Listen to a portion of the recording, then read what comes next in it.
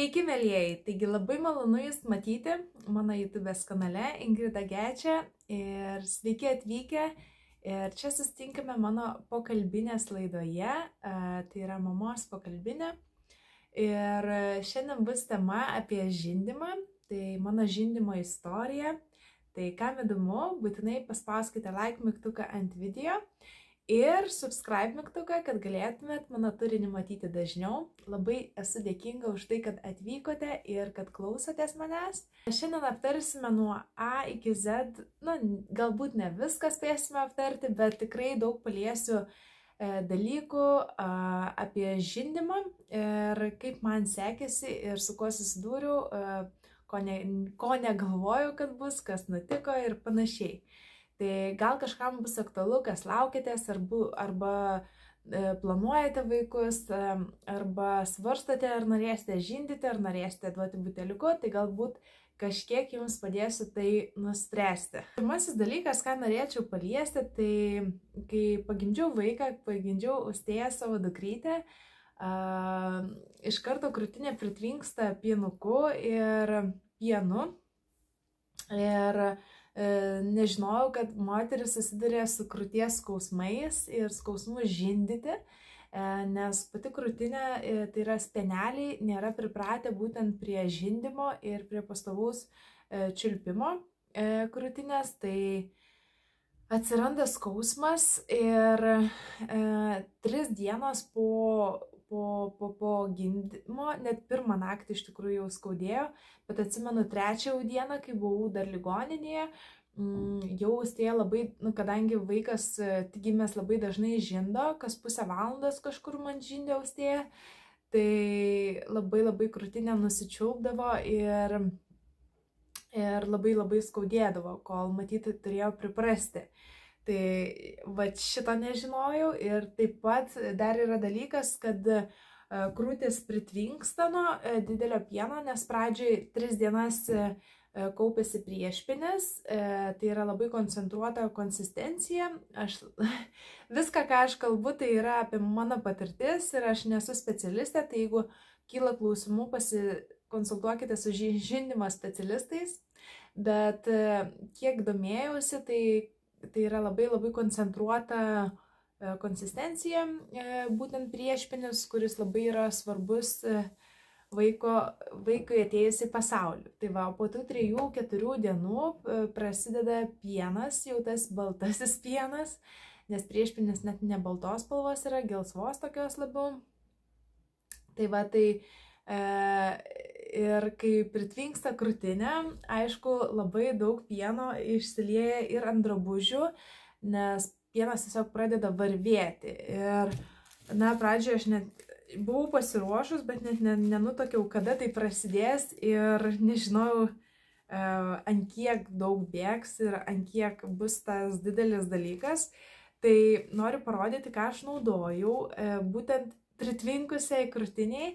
Ir beje, pritvinkusi krūtinė būna nuo kažkur 4 dienos vaikui pagimdžius iki kažkurio mėnesio, nes vėliau susinormalizuoja pieno gamyba tikriausiai ar kažkas tokio ir nebereikia šitų nešioti. Man nebereikėjo, nežinau, gal kokį 4 ar 5 mėnesį jų nešioti. Tai gan ilgai išnešiojau. Tai tikrai jų prireiks, nors dar liko. Tai va, tai čia yra, nežinau, ar matosi, pasakysiu Baby Ono brandas. Tai yra krūtinės, išvyniosiu, krūtinės padeliai. Yra skirtingų brandų ir yra skirtingų formų, bet man labiausiai patiko va šita, nes jinai gan didelį plotą turi, bet ne per didelį ir ne per mažą. Tai labai gerai apgaubia krūtinę ir šitie lipdukai gerai laikosi prie lemenuko. Tai va, tai šitas labai patiko ir gerai susigeria, kad ir išbrinkęs jisai nėra nemalonus, tai tikrai rekomenduoju, kas ieškote va šitų dalykų ir ar ieškosite ateityje. Tai va, tai šitie gelbėjo nuo pritvinkusios krūtinės išsiliejimo, pieno ir drabužių ištepimo, tai labai gelbėdavo šitai.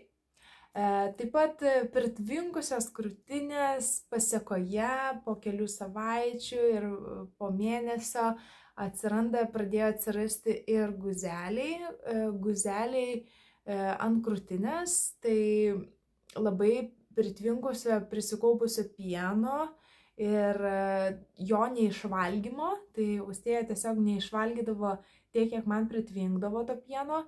Pradžioj kažkaip domėjausi ir galvojau, kad reikia ištraukti pieną iš krūtinės, tai bandydavau ištraukti su pientraukiu, turėjau tiesiog rankinį pientraukį, tai bandydavau ištraukti tuos guziukus, bet palaipsniui supratau, kad man vis tiek niekas nesikeičia, kai aš ištraukiu, man dar labiau paskatinu savo pieną gamintis ir gaunasi, kad dar Austėja žinda ir aš dar pieną traukiu ir žodžiu, toksai gavosi užburtas ratas, tai nusprendžiau nebetraukti, nors tik kelis kartus te pabandžiau, nespėjau labai daug ištraukinėti, bet labai greit supratau, kad man tai netinka ir tiesiog nebetraukiau to pieno ir būtent leidau dažniau Austėjai žindyti tą krūtinę, kur to pieno būdavo. Ir labai gerą variantą sužinojau būtent ar internete, man atrodo, pasidomėjau, kad tie guzeliai, kurie yra, kad juos reikia būtent maitinant vaiką, tuos guzelius spausti ir iš ten bandyti išvaryti tą pieną vaikui atiduoti, kaip sakant. Tai tas labai svarbu yra, nes po to atsiranda problemas labai didelės, uždegimai ir gali išsivystyti tam tikrą ligą, ten kur po to operacijas reikia ar kažkas tokio. Tai kažkaip reikia labai subtiliai šitą dalyką pasižiūrėti ir aišku, jeigu jau ten nepavyksta, tikriausiai reikia ir ištraukinėti tą pieną, bet man pavyko dar susitvarkyti su žindimu, tai tiesiog labai dažnai žindžiau Austėją, kad ištraukti tą perteklinį pieną ir palaipsniui vis tiek ta gamyba susinormalizavo ir tų guzelių nebebuvo. Ir taip pat dar duše tiesiog maudydamasi irgi šiek tiek masažuodavau tą krūtinę, tai dar šitokį laikiausi dalyko, tai šiek tiek padėdavo. Taip pat dar vienas dalykas, ketvirtas dalykas, kurį noriu aptarti, čia jau 3 išvardinau, ketvirtas dalykas, kurį norėjau aptarti, tai kad taipogi domėjausi, bet čia tikrai ne visiems pritaikoma, čia yra tai, ką aš domėjausi ir kas man atėjo į mano srautą informacijos ir kiekvienas mama maitina skirtingai ir tas yra labai gerai, kokį randa jinai būdą ir kaip jinai supranta ir kaip jie gaunasi, nieko neteisiu ir nieko nesakau dėl to. Tiesiog būtent radau tokią informaciją, netgi ir skrajutėje, kurią man davė ligoninėje, kai pagimdžiau, buvo parašyta, kad buteliukai, būtent jeigu miksuoji, duodi krūtinę ir duodi buteliuką vaikui, buteliukai šiek tiek trukdo žindymui, nes vaikas gauna didesnį kiekį pieno, greičiau jo pasiekia buteliuko būdu, o iš krūtinės jam reikia daugiau stengtis ir tada nebegeria iš krūtinės arba simuliuoja gerti. Tai to pasiekoje tikriausiai ir mamai labai didelis šokas būna, kai greitai netenka pieno, neatjungimas toks gaunasi, matyt, greitas toksai perėjimas iš valgymo į nevalgymo pieno, tai tikriausiai didelis stresas abiem, ir kūdikiui, ir mamai. Tai žodžiu, gaunasi taip, kad nebevalgo to pieno arba simuliuoja valgyti kūdikis. Tai aš taip bent jau skaičiau ir domėjausi, tai stengiausi kažkaip labai buvau prieš tos buteliukus, nusistačius, kad ne. Tai prisiskaičius to, kažkaip aš jai nedaviau to buteliuko. Nepratinau, bet žinau, kad yra mamų, kurios išeina dirbti anksčiau ir jos nusitraukinėja savo pieną ir taip pat vaikučiui yra sumaitinamas tas iš buteliuko pienas. Ir tai nėra nieko blogiau negu kad, kaip sakant, aš maitinčiau pienu. Bet kadangi aš jau žinojau, kad aš nedirbsiu anksčiau, esu pasiėmusi 2 metus atostogų motinystės ir tikrai neturiu kažkokių papildomų veiklų, tai yra vienintelė veikla mano yra YouTube ir Instagramas, aišku, šiek tiek postinimas, bet YouTube pagrindė, tai man tas tikrai neužima daug laiko, užima laiko, bet aš jį moku pasiskirstyti. Tai aš tikrai žinojau, kad žindysiu pilnai ir stengsiuosi tą daryti tiksliau pilnai. Ir labai esu laiminga, kad gavosi, bet buvo tikrai pradžia sunki. Labai skaudėdavo pradžiai, labai tas užtinimas būdavo, bet kai viskas praėjo, susinormalizavo, mažiau skaudėti pradėjo, viskas natūraliau gavosi, įgavo tokį natūralų procesą labiau ir tai va. Bet kartais būdavo vis tiek dar tas susierzinimas žindant, toks net galvos svaigimas, po to pasidomėjau, kad tai irgi gali būti, kai žindo mama, net susierzinimas gali būti kilti tokių labai daug jausmų, nes matyt ten viskas hormoniškai veikia kažkaip vienas kitas į. Tai kažkaip nusprendžiau žindyti ją ir netrikdyti tais buteliukais. Ir dabar, kai jai jau yra 11 mėnesių, nes planavau žindyti iki metų ir žiūrėjau, kaip čia seksis toliau, galvojau, gal nepavyks jai pereiti prie pieno kito po metų, nes rekomenduojama pagal žindymo specialistus iki metų žindyti vaiką, bent jau Europoje, man atrodo. Amerikoje gal ten kitaip yra. Ir kitose šalyse, bet iki metų žindyti savo pienu rekomenduojama, o po metų duoti dar metus laiko kito pieno. Geriausia, aišku, būtų žindyti tikriausiai 2 metus, bet jeigu nėra tokių galimybių, tai bent jau metus laiko yra rekomenduojama žindyti savo pienu, o vėliau galima jau duoti buteliuką su karvės pienu, sojų pieną, avižų, migdolų, kas labiau tinka vaikui, bet geriausia rinktis riebesnį pieną, kad vaikas gautų daugiau to riebalo, kaip sakant, nes jisai dar vystosi per tą trumpą laiką, tai jam tai labai svarbu yra. Tai jau 11 mėnesių aš ją pradedu po truputį atjunkyti, dar nesu labai prisidomėjusi apie atjunkimą, bet jau pradėjau daryti mažus žingsnius, kiek sužinojau, kiek iš draugės pasiklausinėjau, kuri jau darė. Tai šiek tiek kažkokią nuovoką turiu ir bandau jau daryti, ir sesė dar papasakojo, kaip reikėtų ką daryti. Tai aš jai vakarais duodu buteliuką, va dabar jau po pokyčio turėtų 4 valandą atsikelti ir aš jai duosiu pienuko buteliuką, pašildžiusi pieną, sojų pieną duodu ir tada jinai dar jau po kurio laiko įvedžiau dar vieną laiką, tai yra prieš miegą buteliukas su sojų pienu. Tai yra be cukraus pienas, natūralus sojų pienas tiesiog. Tai va, tai 2 kartai per dieną yra duodama sojų pieno ir visą kitą per naktį dar tenka maitinti kokius 2-3 kartus savo krūtinę.